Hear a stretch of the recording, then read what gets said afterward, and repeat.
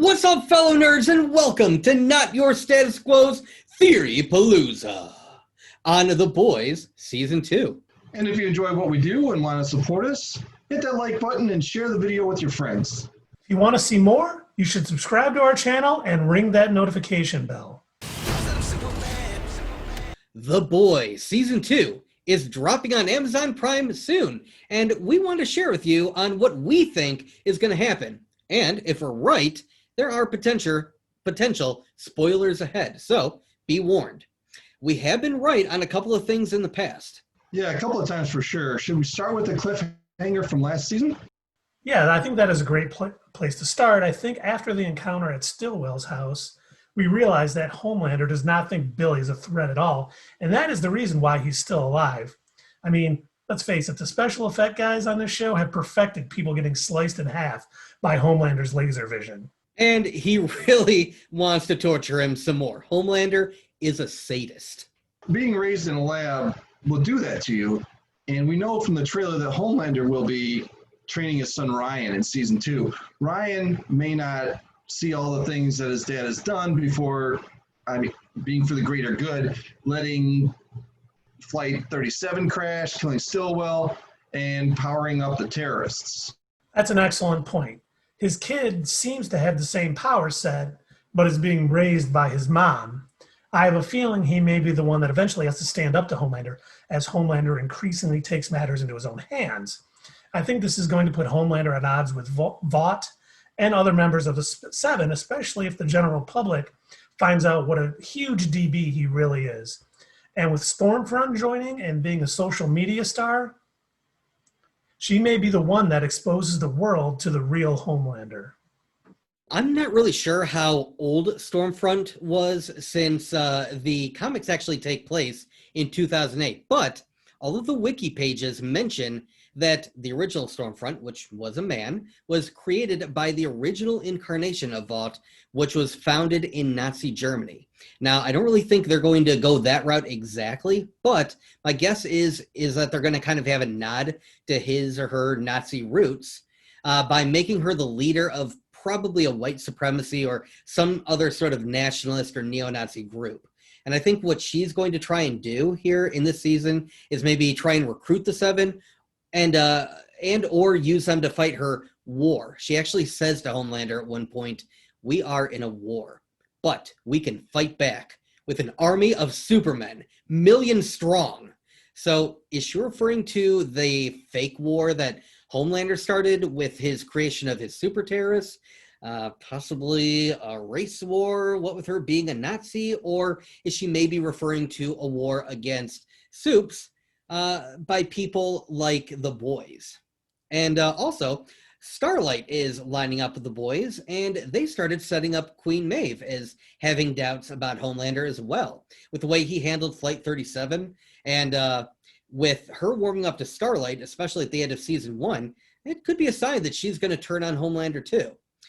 They have been setting it up since the airliner crash, and once everything he has done is exposed, she, with Starlight, and hey, maybe even some others, will be needed to stop Homelander, since unlike the comics, the Boys don't have Compound V in their vein. While watching Season 1, I really thought Queen Maeve was trying to get into Starlight's confidence to see if she really was the traitor that Homelander accused her of being in Episode 7.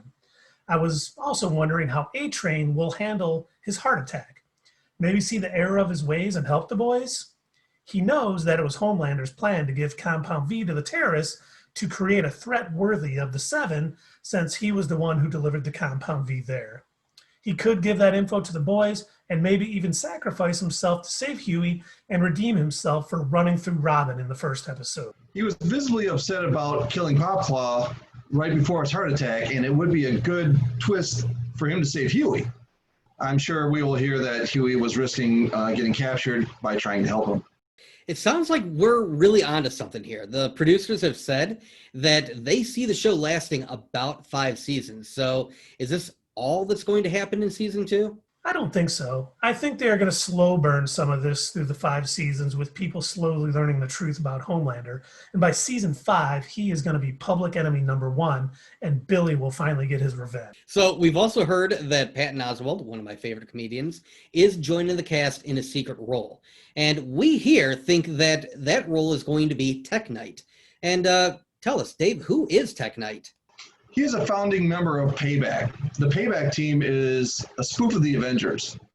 Soldier Boy is Captain America, Tek Knight is Iron Man, Stormfront is Thor, with several more appearing on the TV series. It sounds like a few members are joining the cast in season 2. We also know that Soldier Boy is joining season 2, played by Jensen Ackles from Supernatural fame, and he also was on season 4 of Smallville. You know me, Smallville. My theory, they like in the comics, the Payback was asked to attack the boys. However, Stormfront is in the 7 on the show, so all members of Payback have tried and been denied to be in the 7. Maybe Stormfront is there to expose them out of jealousy now that she is in. And there are a lot of super teams in the boys universe. G-Men, Payback, Teenage Kicks, with Mesmer and A-Train were members together. R.I.P. Mesmer, played so well by Haley Joel Osment in season 1. And huge spoiler alert, until Billy killed him in an airport bathroom for betraying them. And of course, Starlight was a member of the Young Americans before joining the 7.